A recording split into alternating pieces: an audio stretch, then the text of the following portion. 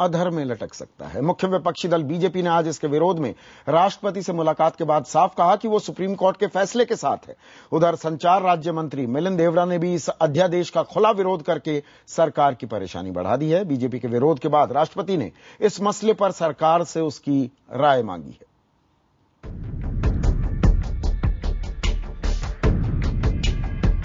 दागी सांसदों और विधायकों के मसले पर अध्यादेश लाना सरकार को भारी पड़ सकता है। बीजेपी ने गुरुवार को राष्ट्रपति से अध्यादेश पर दस्तखत न करने की अपील की। यही नहीं, मसले पर यू टर्न लेते हुए पार्टी ने ये भी कह दिया कि वो सुप्रीम कोर्ट के फैसले के साथ हैं।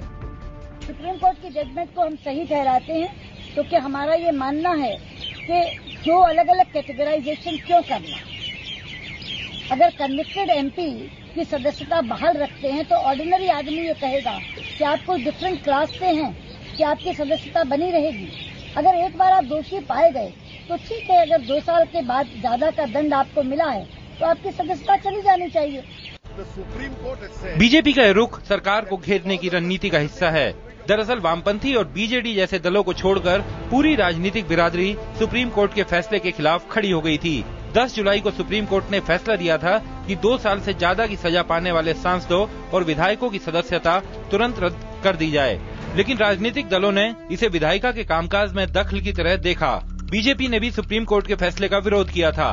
12 अगस्त को इस मुद्दे पर सर्वदलीय बैठक हुई थी, जिसमें लोकसभा की नेता प्रतिपक्ष सुषमा स्वराज ने कहा था, न्यायपालिका ने हत्या के आरोपी इटली के 9 सैनिकों को वोट देने के लिए अपने देश जाने की इजाजत दी, लेकिन वही अपने देश के सजा याफ्ता को 1 दिन की राहत भी देने को तैयार नहीं है। उसे वोट का अधिकार नहीं होगा, ये गलत है। वैसे सरकार ने इस मसले पर पुनर्विचार याचिका दायर की थी, लेकिन 5 सितंबर को सुप्रीम कोर्ट ने उसे भी खारिज कर दिया था। इससे पहले सरकार ने इससे जुड़ा बिल राज्यसभा में पेश किया, जो पास नहीं हो सका। लेकिन 24 सितंबर को सरकार ने जब अध्यादेश पेश किया तो आम जनता की प्रतिक्रिया देखते हुए बीजेपी ने सुर बदल लिया। पार्टी ने पहले सिर्फ अध्यादेश लाने का विरोध किया।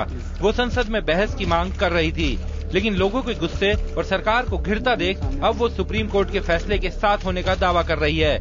उधर कांग्रेस के अपने लोगों ने भी अध्यादेश के मुद्दे पर सरकार की मुसीबत बढ़ा दी है। संचार राज्य मंत्री मिलिंद देवड़ा ने कहा है कि इससे लोगों का लोकतंत्र पर भरोसा कम होगा।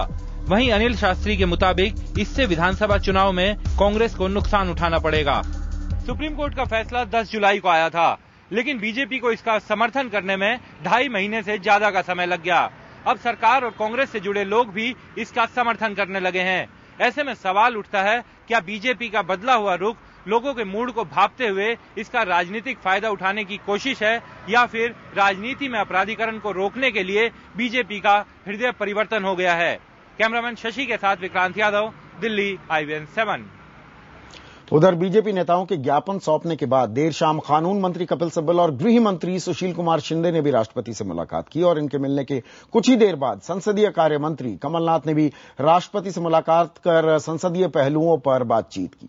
राष्ट्रपति ने शुक्रवार को इस मसले पर आम आदमी पार्टी को भी मिलने का वक्त दिया है। जिस तरह से अध्यादेश पर विरोध बढ़ा है, सरकार पर भी दबाव लगातार बनता जा रहा है। उधर 2014 की चुनावी जंग शुरू हो चुकी है। मुकाबला कांग्रेस के उपाध्यक्ष राहुल गांधी और बीजेपी के प्रधानमंत्री पद के उम्मीदवार नरेंद्र मोदी में है और दोनों